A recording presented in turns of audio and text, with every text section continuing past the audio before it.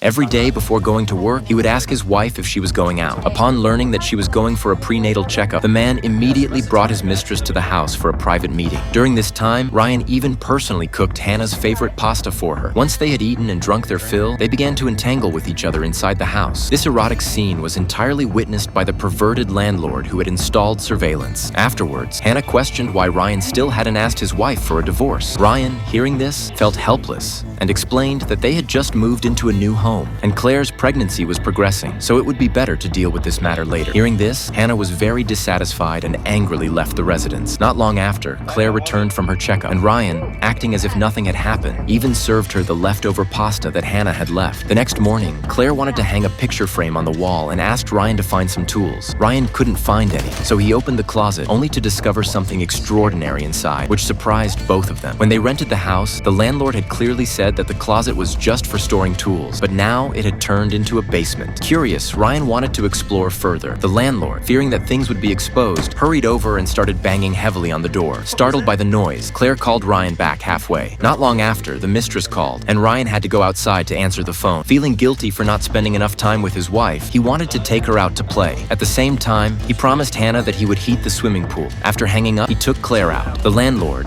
noticing that the house was now empty except for the dog, hurried over. Hearing the dog bark, he wasn't worried at all and fed it the pieces of meat he had bought along the way. Then he quickly went down to the swimming pool, installed a camera in the water, and later went into the bedroom to look for some of Claire's personal clothing. Finally, he focused on the bath towel, and after a greedy act of sucking, he even used Claire's toothbrush to brush his teeth. Not long after, the couple returned, and no one noticed anything amiss. Before going to bed, Claire went to the bathroom to wash up and suddenly smelled a foul odor from the toothbrush. She reported it to Ryan. No, I mean, it smelled like shit.